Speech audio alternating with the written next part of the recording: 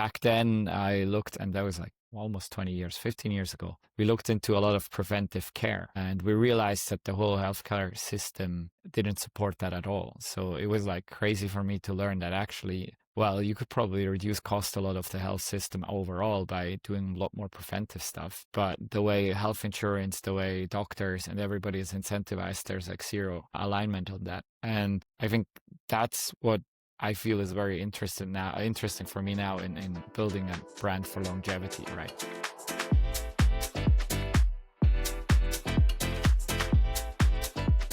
Welcome to Be Well. Today I'm joined by Duri Granziol, co-founder and CEO of Avea, a Switzerland-based longevity brand, which was actually founded in 2021, developing science-backed supplements.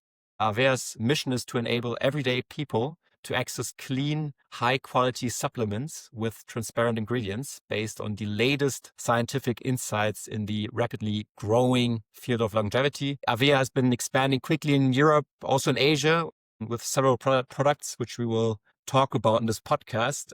Duri, it's great having you on the show. And maybe before we talk more about Avea, it would be great to learn a little bit more about your personal background first. Could you share some words about that? Okay, yeah. Thanks for having me, first of all. Yeah, sure. So my personal background is not very relevant for dietary supplements. I'm more of a business guy.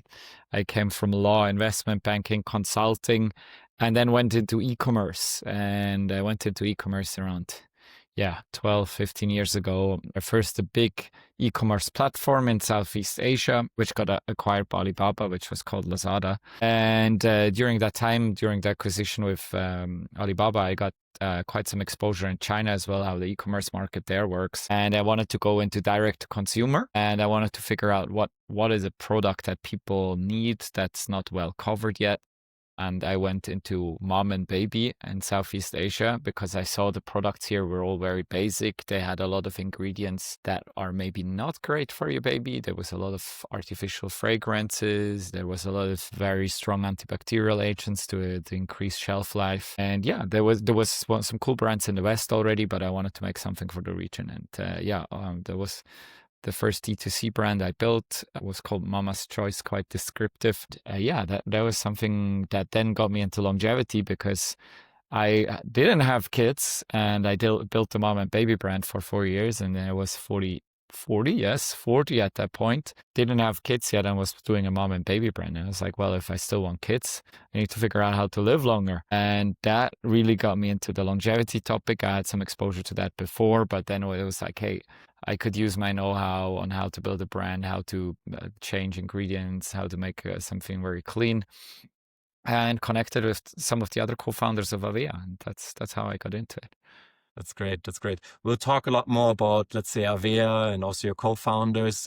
One thing I find quite exciting is I just released actually recently a podcast also with Nick Lent. Not sure if you know him, but he also has a background in consumer tech actually. So he built Coolblue, which is sort of the biggest marketplace in the Benelux, let's say. And you also, with your background, in direct to consumer e-commerce, it's quite interesting, right? That you're now building in the health tech and longevity space or health space. Could you maybe elaborate a bit more how those experiences maybe shaped your current approach in building Avea, your background in e-commerce and, let's say, direct to consumer? Yeah, that's more on the execution side. I think some of my early experience in healthcare, because I was a consultant, I worked a lot for health insurance actually. And one idea was how to reduce basically the what they have to pay for, well, because people are sick a lot, right? And back then I looked, and that was like almost 20 years, 15 years ago.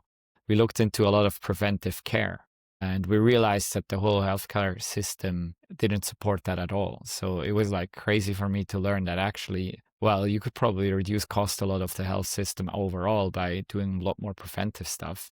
But the way health insurance, the way doctors and everybody is incentivized, there's like zero alignment on that. And I think that's what I feel is very interesting for me now in building a brand for longevity, right? Because in the end, longevity for me is mostly medicine 3.0, like Peter Attia defines it. And that means you're going super preventive. You look at things that start to go wrong 20 years before the actual problem arises, right? Well, medicine 2.0, what we mostly do now is like you have pretty bad symptoms, and then mostly you fix the symptoms because it's fixing the root cause is already too late. So that's what we're really built around in Avea, right? So we're really about, okay, what are the processes that start getting worse when you get older, and what modern science tells us about how we can influence them, slow it down, reverse it, and so on, right?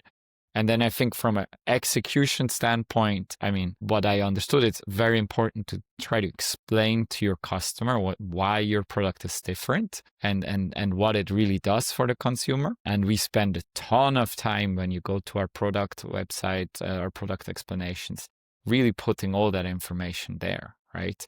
Because it's one thing to say, okay, we make science-based products, we make clean products, we make high-quality products.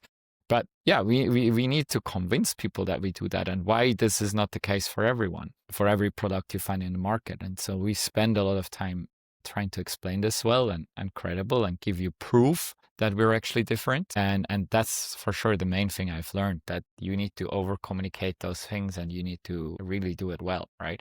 Because yeah, you can do some impulse sale with a good price and like a really funky campaign, but then that's people try it out and then yeah, what is really the reason for them to believe this will help them long term? And that's what we're really focusing on. Exciting. Maybe let's start talking a bit more then about Avea itself. Mm-hmm. And first of all, about the founding story. I mean, you alluded to it already. And I mentioned it before, you're working with co-founders and you guys launched in 2021, but you just only joined later on. Could you maybe bring us along, let's say, the overall founding story of Avea and then how you entered, let's say, into the founding team? How did that all come about? Yeah. So we come out of basically Company Builder Accelerator, which is Maximon, which was basically the brainchild of some very well-known, repeat serial entrepreneurs in Switzerland. One of them is, for example, Tobias Reichmuth. He's quite well-known. He's running like Höhle der Löwen in Switzerland, or he's part of it, which is kind of the Lion's Den or Shark Tank in other countries, right? So they really wanted to invest in longevity because they found the topic super interesting, but they couldn't find enough companies to invest in at this point. So they were like, okay, we need to start helping to build some of them. And yeah, they wwere looking at different business models. I was actually already in touch with them very early on because I also wanted to invest in longevity and I also wanted to learn more about it. Yeah, they kicked off Avea and there was 2 co-founders who initially came in. Pascal, who's more our COO right now, and Sophie, who's our Chief Science Officer and also responsible for product development. So she has like a background from ETH. She has been in product development in Coca-Cola. Pascal has been more in operations roles and startups in the finance sector. And then Teresa came in, which is the Chief Marketing Officer. She had some background in other food supplement marketing roles. And yeah, and I then was already pretty early on an advisor because I was still in a different role. But then, after I got out of my last role, that was the Mama's Choice brand, I joined full time. Incredible. Could you maybe also elaborate quickly on, let's say, what gap you identified early on in the market? What was missing in the, let's say, supplement market related to longevity? What was maybe even overlooked in the space before it was still being overlooked, right? Because you are still, on the growth path. I mean, yeah, it's a few things, right? And it's kind of the exact mission we defined, right? Science-backed. So science-backed, most supplement brands now, they're reactive to the market. They're bringing out products. Okay, people want magnesium. Okay, I make a magnesium product. People like omega-3 is trendy. Okay, I make omega. I mean, those are the very basics, but even with the newer things, so let's say berberine, like a lot of people have been talking about berberine recently, like now it's extremely hard to source berberine because everybody and their mother makes this berberine product. We are then, instead of just taking what's hot in the market, we are actually having a science advisory board with a lot of, I think 4 MDs now, 2 clinical researchers that really help us understand how could you make a combination of ingredients targeting a specific problem. So we come from the problem, right? We come from, let's say, NAD plus is what powers your mitochondria and is responsible for energy and a few other things in your cells. And basically, we know NAD plus decreases over time. when you get older. So then we know there's different ways of increasing NAD plus again through supplementation. And one of them is NMN, which is a precursor to NAD plus. But there's also other ways. And so we talked to our research groups and to the university people we know, and we came up with a solution to take NMN plus a booster that helps the NAD plus cycle overall. So you can basically, you have CD38, which is the enzyme that degrades NAD plus. So we have ingredients that inhibit CD38 to a certain level. We have antioxidants that protect cells from the oxidative stress that can degrade NAD plus further. So we found a complete solution that is something that's not on the market yet, right? And we were if you want to increase your energy, if you want to increase your NAD plus, we have a solution for that combines a lot of the ingredients that are on its own already trendy in the right way to achieve your goal, right? That's what we do. I could talk you through hours for every product, how we do that, but that's how we're different. Then we also run our own studies. We do clinical studies to prove efficacy. So that's really the science part, right? We are definitely much more science-backed than most companies. There's a few cool ones out there that are mostly focused on one ingredient that they did all the science about. But then most brands out there, I would say, they just sell whatever single ingredients they are trendy right now. It's an easier approach, but we feel our customers, they don't want to mix and match and have 100 different supplements. They want to solve a problem, and that's what we're here for. Then, because I was on berberine, is a good example actually for high quality. A lot of supplements out there are very good, but there is also a lot of them. It's not a super well regulated market, and there's a lot of low quality ingredients because like magnesium is not magnesium, right? There's a lot of subforms. There's magnesium glycinate, so that's a lot more bioavailable than, let's say, magnesium oxide. There's magnesium threonate that gets better into blood-brain barrier than other ones. And those subforms are a lot more expensive than magnesium oxide. That's why most manufacturers use a lot of magnesium oxide, and they're not very transparent about it. And then even if you use, let's say, a certain magnesium oxide, there's still, depending where you source it from, there's differences in purity. And then when they're not pure, you ask what else is in there, right? And there is often contaminations. So in the case of berberine, it's a massive problem. There's a lot of heavy metal contamination. We tried to do a berberine product that we've done in the past, and because the supply has been so limited, everything we sourced was contaminated. And we did not do the product anymore. We had to tell our customers we don't have a product anymore because we couldn't source berberine that would satisfy our quality benchmarks. And that's also something. We test quality independently. We have our own independent labs. They don't work, they're independent labs, but we work with them regularly in Switzerland.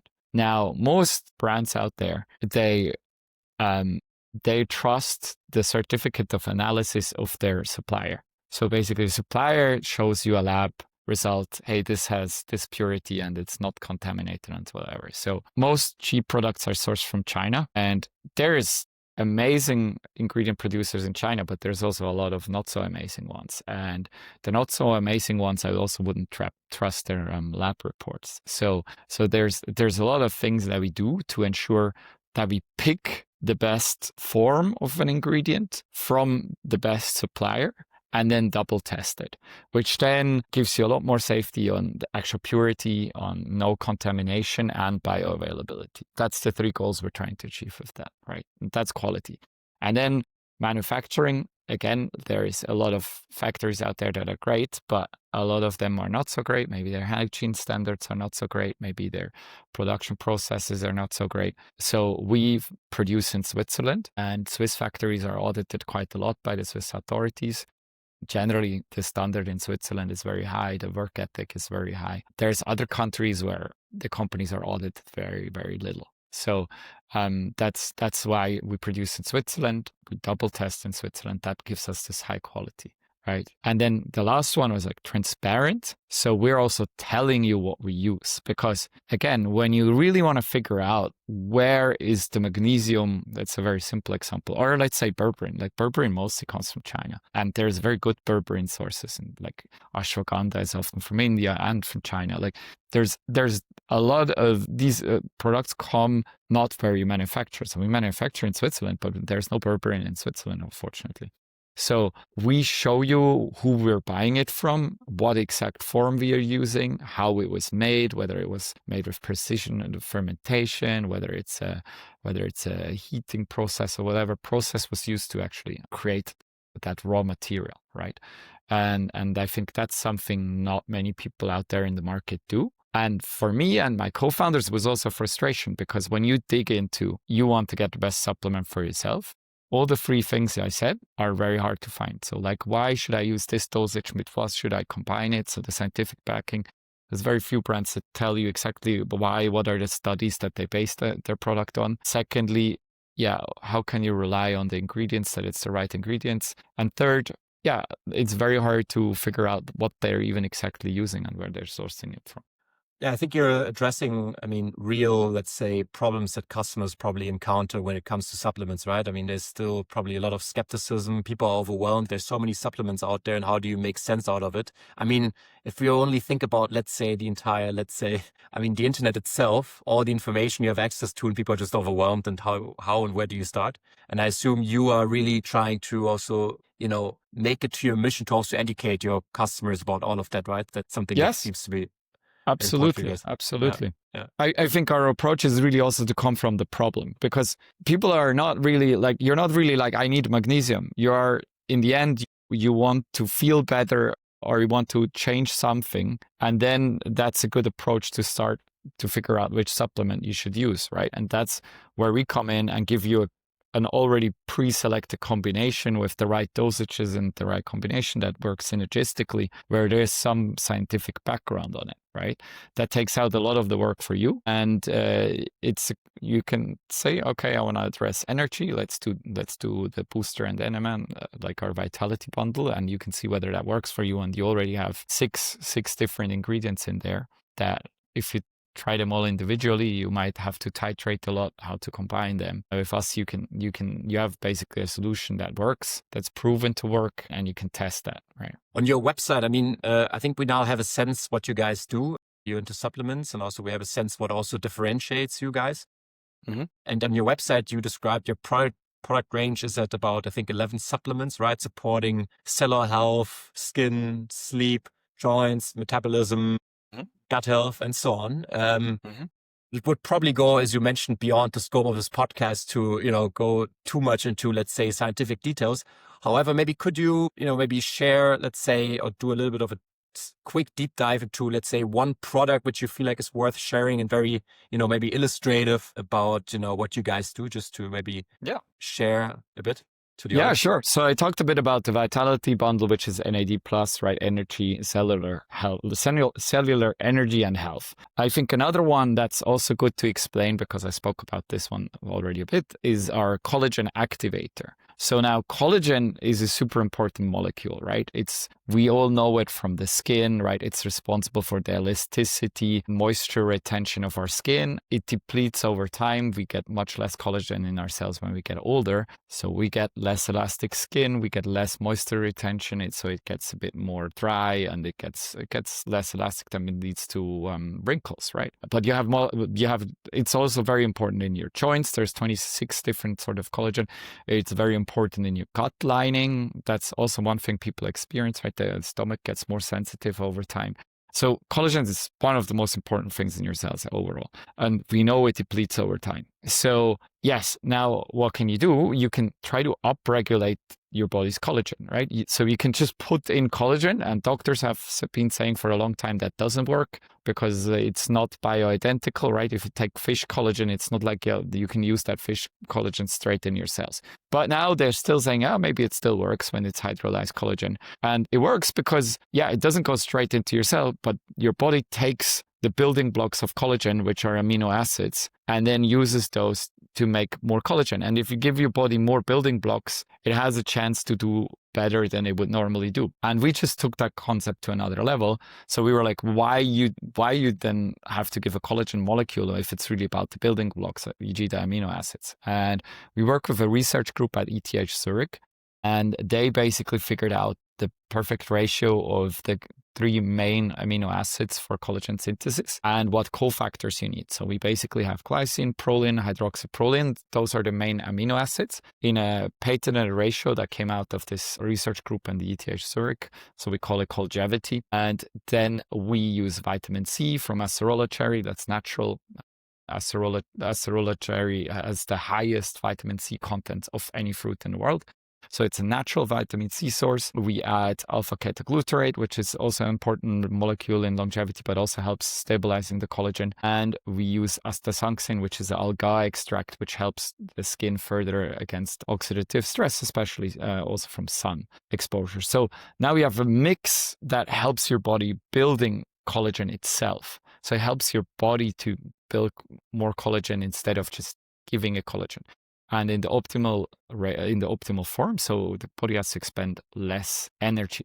So this is basically how we solve the problem of your body getting less good at generating collagen out of normal food. So we give it optimized food so it can kind of compensate for the efficiency loss when you get older, right? So because the reason why your collagen depletes is because your body is less good at converting input to output, in this case collagen. Right. And so if you give it more optimized input, it's like if you give a race car better, higher octane fuel, it will go better. Right. So that's the logic here. Now, so the difference here is that it's a more thought through concept how to not just do collagen like everybody else, but how to do something that works even better. Right. And on the scientific basis that we worked out with the ETH. And further, we then actually did a human trial, a clinical study on seeing how much better that works and actually proving that it works. And so we're just going to publish it. It was run by an independent clinic, a dermatological clinic in Zurich. They're called Hautwork. They ran it with 80 subjects, I think 60 completed. And they measured the skin quality with what do you call it? VCR scan, not DEXA scan. A VCR scan, which just takes a picture and it rates your skin on different axes. And the coronometer, which measures moisture retention. And you could see after 1 month, you already had 80% of the participants had around 30% on average better moisture retention. And then after 3 months, 75% of participants had considerably better skin on all the different things that VCR measures, which is like evenness, little impurities, wrinkles, all of these things. And that is very significant. And it's like way better than, let's say, a topical cream, right? Let's say a face cream. There's almost no face cream in the world that can get these results on moisture, for example,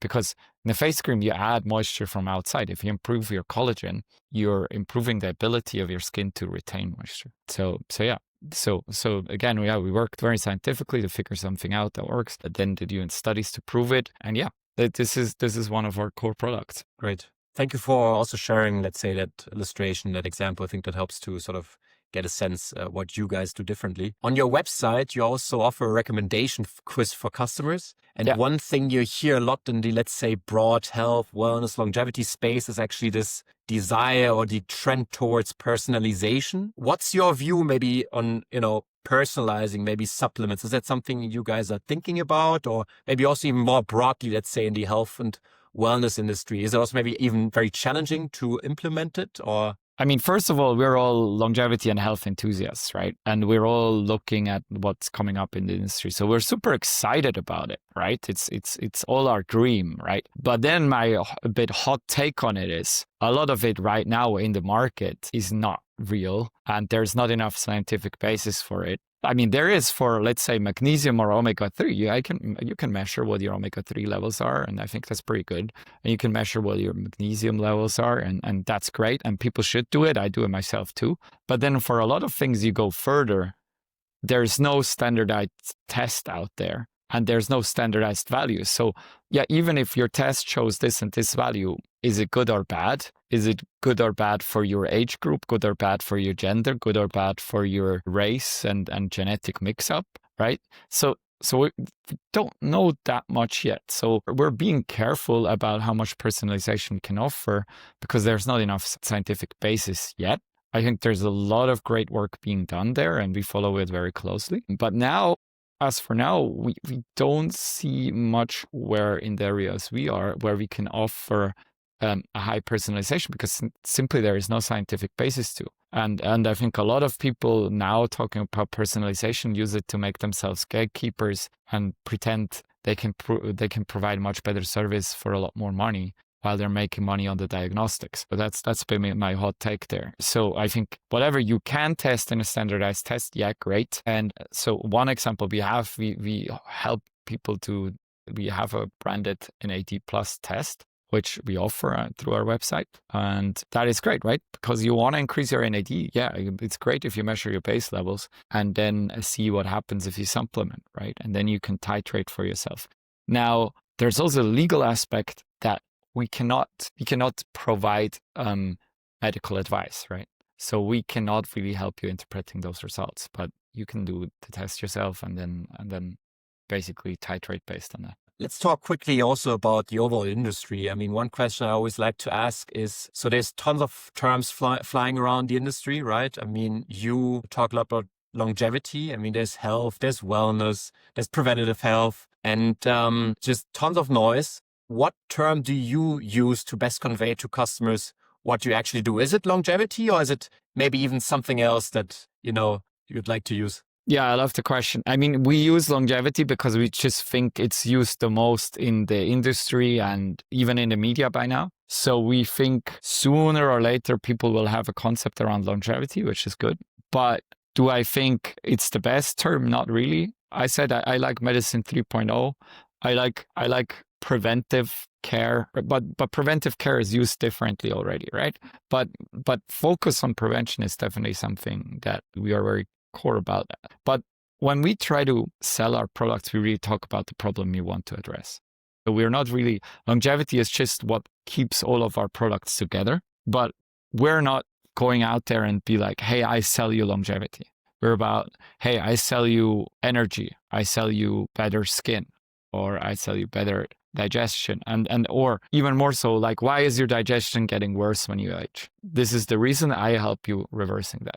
Why is your skin getting worse when you age? This is the reason we help you to reverse some of it, right? From your view, maybe, or maybe even from Avea's view, is there anything you would say is overrated in the longevity space, or maybe even, let's say, chronically underrated, but still, impactful and deserves a lot more attention? Because as you mentioned before, there are, let's say, providers who promise you, okay, we do diagnostics and then we can, personalize your supplement plan. But apparently, maybe it's not as effective yet. What is overrated? What is underrated from your view? Yeah, it's a good question. And I don't want to be boring, so I could say, well, exercise, sleep, and nutrition, but that's still true, right? That is the foundation of everything. But I think it's a lot of people say that now, right? And I think that's just the truth. I think underrated is really like testing for yourself, right? Like, I think trying to figure out what's my baseline, what is the thing that concerns me. And now I'm going to take a supplement for 2 months and I'm trying to be as observant as I can be if it changes anything. And if not, and then you could even be, if you're very scientific, if you change something, you should leave it away again for a month and see if that one thing gets worse again, right? So I think we all need to be a bit N-1s and do our own kind of studies, because as I think, like, there's no good test out there that you do once and it tells you exactly what you need and then it will just be great and you take. I think we're not there yet, unfortunately, on a scientific level. So I think what people need to understand, they need to figure out for them, they can use some tests to get a baseline and they can use our quiz, and then they should try out for themselves. And that's really, I think, what you have to do. And then if we're going to take overrated, I think it's hard to say because the science is not very clear on a lot of things. So maybe we're overrating them. Maybe actually these things are great. I tend to think IVs, in Europe less so, but in the US and in a lot of markets, like, to me, there's no real reason why taking something once a month intravenous is a lot better than taking it daily as a supplement, especially if it's a lot more expensive to take it once a month intravenously. There's a few things that don't get into your blood otherwise, but mostly they do. So I don't really see there's for sure a few cases, but I think it's overrated in general. I like your science-focused approach. I mean, I'm realizing in this conversation, and also for looking at your website, if anyone is interested visiting your website, you also share a lot of your publications, right? I didn't do a deep dive on it, but you really seem to, and you really highlighting it. That it's all about having the right research, the right science behind it. So it's very, very, very interesting to hear that, especially if you look at the trend that, let's say, preventative health is moving a lot more into the consumer space, right? So you have a consumer background, and you have to make it accessible to consumers, but how do you simultaneously make sure that it's scientific, right? So that's the everlasting dilemma, I would say, right? Absolutely. So it's interesting, yeah. Yeah, and I mean it's a choice, right? We could be much bigger if we just did magnesium and omega-3 and at a great price and like a Me Too product. That's always where the masses are gonna be right now. But we think people are gonna get more sophisticated. They're gonna ask for a higher quality product. They're gonna understand that sometimes the $20 product is really not the same as the $40 product, even though both are magnesium, just to simplify. So I mean, there's also a lot of $20 products who are better than some other $40 products, right? So you really need to go into the weeds of it, right? So yeah, but we believe we are what people want now, the ones that already understand the market a bit better, and the people who will learn in the next 2-3 years, they will want a product like we sell. And it's also, we are happy to sell a product that we think actually works and actually has a solid background. We are all people that wouldn't be happy selling just the same as everybody else in the market, where we know, yeah, well, it's probably not as bioavailable as more expensive stuff in the market, but this is where you can make the most sales, right? That's not the play we want to do. And yeah. Let's start talking about scaling and distribution a bit more. You mentioned in an article before that you're experiencing rapid growth. You have been experiencing rapid growth and also strong traction actually in China and a lot more. Could you share with us maybe how your go-to market has been so far, and if possible, share some interesting metrics so we have an idea how you have developed in the last years since founding the company? I mean, yes, we've basically from the first full year to the second full year, we tripled our business. Now we're more than doubling it again. And I think when we hit some certain inflection points, we can probably grow even faster again. So there's huge demand for high quality dietary supplements. The overall market is growing, but as I said, I think people are moving on from the basics to more sophisticated and higher quality products, and that's what we're experiencing, right? And I think China is a great example for that, because China, they actually are very much into dietary supplements. They're traditionally a preventive medicine market from Chinese medicine. Traditional Chinese medicine is always preventive. They're looking at balancing out things. I mean, you can go with symptoms, but they will look at it more from a perspective, what's out of balance and how can we restore balance, right? And so from that concept, they've always been very strong in dietary supplements, but also they've been buying the big mass brands, and now they're realizing, well, actually, yeah, quality could be better. I mean, for them, quality was just that it was a Western brand, but then they were buying Western mass brands, and now they're learning, hey, but maybe I should upgrade to a product with higher bioavailability, better quality, better safety. And that's really what gave us a lot of uplift there, especially also with the manufactured in Switzerland, designed in Switzerland, right? Switzerland is seen as a quality manufacturer in China as well as in most places of the world, but probably more there than in Europe, where most countries are having good quality, right? Could you also maybe share with us, so I assume you are into D2C, or maybe share with us what channels are core for you today? Yeah, it's all D2C. So through our own website. So in Europe, that's 90% of our sales. We're slowly moving into some pharmacies in Germany, which is very exciting. There's also some cool clinics and wellness retreats that carry our products. We have like one a very awesome one in Switzerland called Cheno that carries our products. So that's really where we are. D2C is the main thing. So our own website, avealife.com. In China specifically, we're on the marketplaces, right? So that's Douyin, which is the equivalent of TikTok. It's Tmall, Alibaba that most people know, JD.com. So really on all these bigger marketplaces. And in Southeast Asia, for example, Singapore, which is also a decent market for us, there we're also on the local marketplaces like Shopee, Lazada, they're called. And it's just because the consumer there is more used to buy there. In Europe, our D2C side works very well. It allows us to do more than just Amazon, but we're also on Amazon. Could you also share with us maybe, the markets you're currently operating in? I mean, as you already alluded to it, obviously, I mean, China, Asia, Southeast Asia, Europe particularly. What markets are you operating in right now? And what are your expansion plans, maybe also in terms of geography for the coming months and years? Where are you sort of trying to get into soon? Yeah. So our core markets are really and that's our home base, right? Switzerland, Germany, Austria.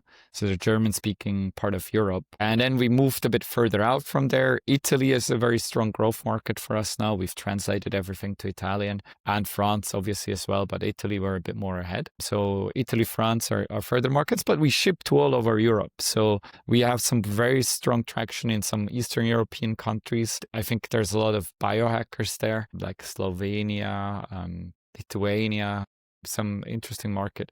And we're expanding in most of Europe, but I think the core is Italy and France after Germany, Austria, Switzerland. We sell in the Middle East. UAE is definitely strong as well. And then in Asia, it's really China and Singapore. But any plans to grow beyond or go to get into other markets? Yeah, I think now the focus is really on Italy and France. But I mean, we have a startup in Japan because Japan, as everybody knows, is a very much aging population and they need all the help on longevity that they can get. Korea, similarly. So those are two markets we're looking at. Australia is definitely also a market that's very interesting, but we haven't really touched on it yet. And then the mother of all markets in terms of supplements is the US, right? And we think we have a right to play there, but we haven't entered it yet. You can order our products from the US, but we're not actively marketing to it. What I find is quite interesting. I mean, you mentioned that here in Europe, it's more D2C. In Asia, it's also a lot of marketplaces. You also work with clinics. I also read that you're working with hotels, right? So, I mean, there's tons of, let's say, stakeholders or actors in the industry who you're working with. Do you have an explicit, let's say, partnership strategy? I mean, so especially the hotel aspect, is it maybe a bigger, let's say, vision? The hotels are really like wellness retreats, right? That actually have a longevity program. So the people we work with are people who are into longevity and have a vision that aligns with us, right? So maybe they have a longevity retreat program and we are basically part of the nutrition pillar there, right? That's where we work together, right? So if they target similar, some of the hallmarks of aging processes that get worse that we are targeting too, then we can work together. And it's really for us is, are they serious about it? Do they have a good strategy that aligns with us? And are they a high quality provider, right? And we work with Krallerhof, for example. It's a great wellness retreat. As said, Chenot is a great one. There's quite a few more in the pipeline.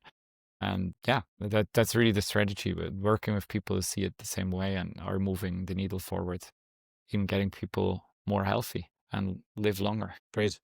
Duri, we're already closely coming to an end, but maybe concluding questions for you. What's maybe a major misconception that people have of, or that outsiders have about Avea and about your vision? Is there anything that usually, maybe people who you look at your company at first sight that they just, don't get at the first time they look at you? I don't think so. I think people see that our products are not cheap, that they're premium. They are a premium product. They're great ingredients, nicely packed, manufactured in Switzerland. So it's a premium product, but it's not expensive in that sense because value for money is actually what I think we provide a great product. If you look at the individual ingredients and you take the high quality forms we do, we offer it at I would say, very fair price. So I think, people sometimes see it as expensive, but what it is a premium product. Yeah. And it's good value for money, actually. And I think that could be one of the things that people might not get immediately. And that's why we provide so much information about how the product works and what we are actually using as ingredients and how it's different. Great. Maybe finally, looking ahead, I mean, you already mentioned your, let's say, expansion plans, or let's say which markets you want to, let's say, conquer right now. But maybe beyond that, how How does the roadmap look like in the next, let's say, months, years? Do you want to offer new or include new products? Do you want to, let's say, improve or even extend, let's say, some research to give even more evidence for your products? How does the roadmap look like for you guys? So yes, we work on a lot of studies to further prove how our products work for the existing portfolio, to get more people on board in the scientific and medical community that they actually learn and see, hey, well, this product actually works. And I think that's very important. That's very important to give our customers the confidence to try our products and keep using them, because there's actually real proof that it works. In terms of new products, we work on a multitude of issues that arise with aging, where we want to find a solution, but we're not 100% there yet. I think we'll launch 2-3 more products at least next year. We're launching one more product this year for skin. Then we have a very complete solution. We already have our Collagen Activator. We have a skin span capsule, which helps the skin barrier a lot. So we launched one more skin product. So then we have a complete solution for skin. And yeah, there's a couple of very difficult problems we're still trying to tackle, like menopause for women.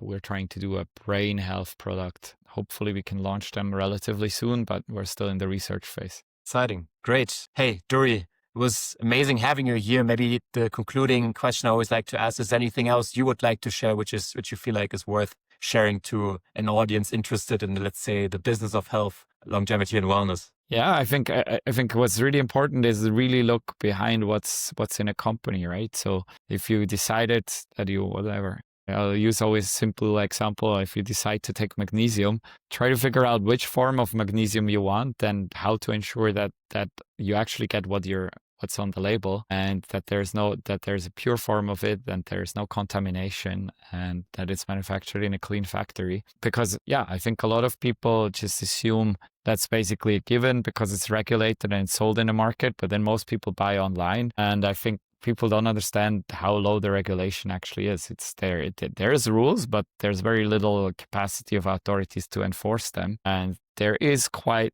a number of bad actors there out in the market. So I don't want to scare you. I think supplements are great, but I think it's worth finding a reliable source. Great final statement, Duri. All the best to you guys, and I'm curious to follow your journey. Thank you very much. And yeah, excited to maybe give you an update at some point. Incredible. I love it. See you. Bye. Thanks. Bye, Tobias.